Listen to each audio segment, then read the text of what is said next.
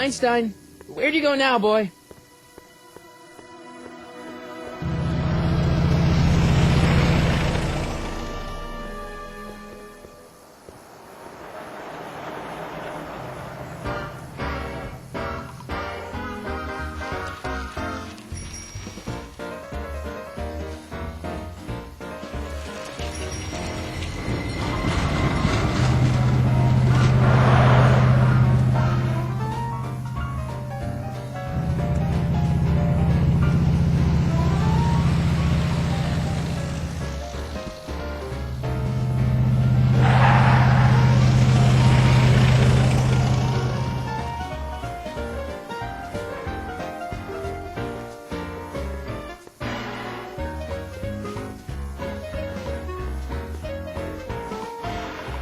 Young man! Excuse me, young man!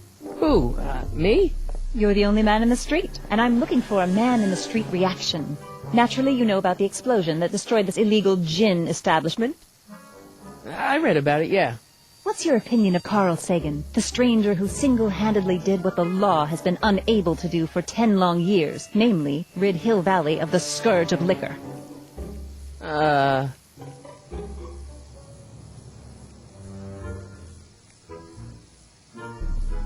There's gotta be some sort of mistake here. Carl wouldn't do something like that. It's surprising the lengths a person will go to when it's a clear-cut matter of right and wrong. You've got an honest look about you. You do support the side of righteousness, I trust.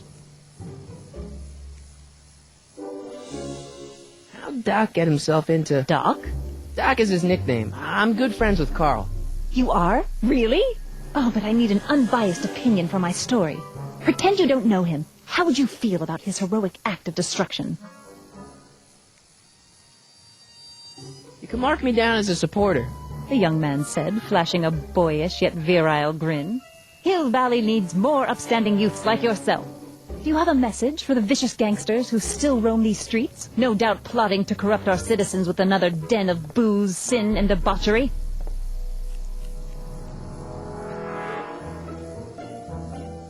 No, not really.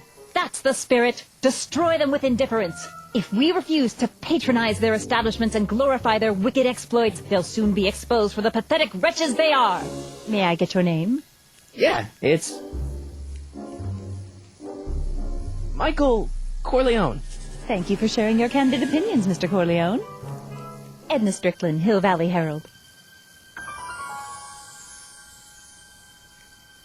I know. I met you back. I'm familiar with your work. You read my column? How sweet. I know it's just an etiquette column, but I believe it'll lead to bigger and better... Oh! Einstein, no. Down, boy. Is this wretched creature yours? He assaulted me once before. What's got into you? Aggressive dogs must be kept on leash at all times. It's the law. Look it up. Doc. I gotta find Doc.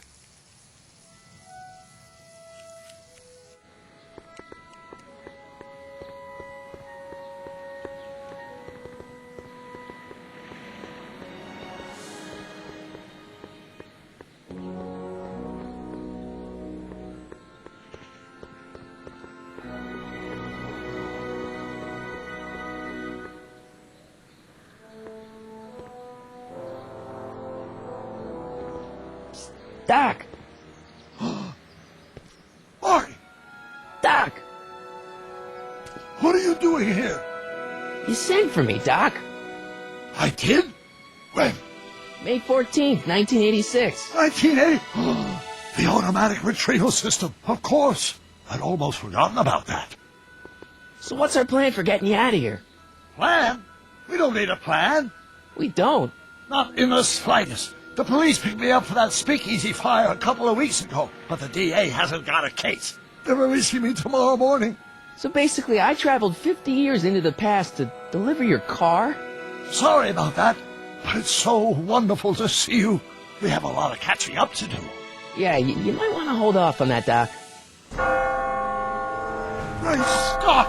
I'm going to be gunned down by gangsters on the steps of the courthouse. Why would they do that? Guess they didn't approve of my burning down their speakeasy. Very funny, Doc. Maybe now we should come up with a plan. A plan?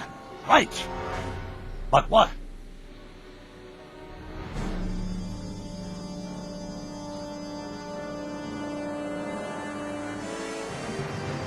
Why don't we tell the authorities? Tell them what?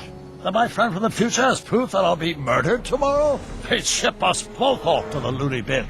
And trust me, you don't want to see the inside of a 1931 insane asylum. Why don't I take the DeLorean, go back in time before you were arrested, and stop you from getting caught in the first place? Don't even think about it. Without my unjust incarceration, the events that sent you into the past might never happen, resulting in a paradox of continuum shattering proportions. Jeez, we've been back together for 5 minutes, Doc, and you're already talking about the end of the universe. I've missed that. Don't be ridiculous, Marty. I was only referring to the end of the universe as we know it.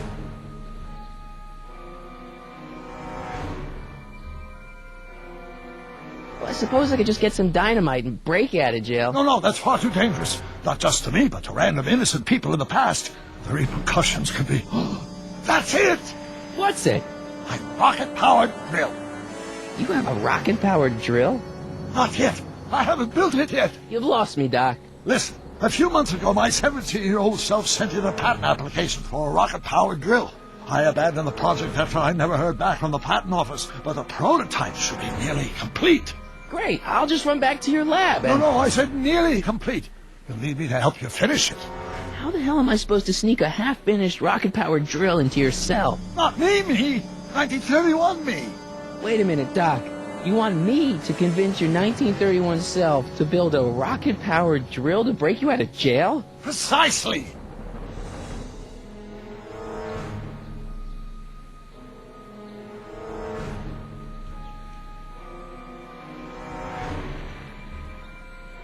How am I supposed to convince your younger self to finish the rocket drill? Just tell him I need to break his older self out of jail? Absolutely not.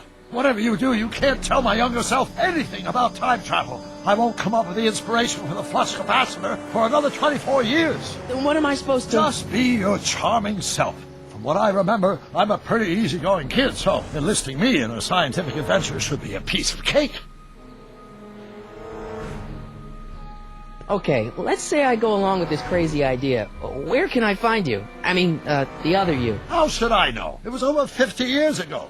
Why don't you go over to the soup kitchen next door and give my house a call? They'll know where to find me. Soup kitchen. Got it. Just stay away from the soup. It'll cause irreparable damage to your digestive system.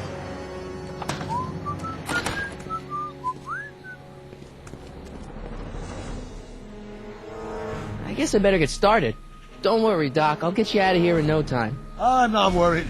Once you and my younger self put your heads together, you'll be unstoppable.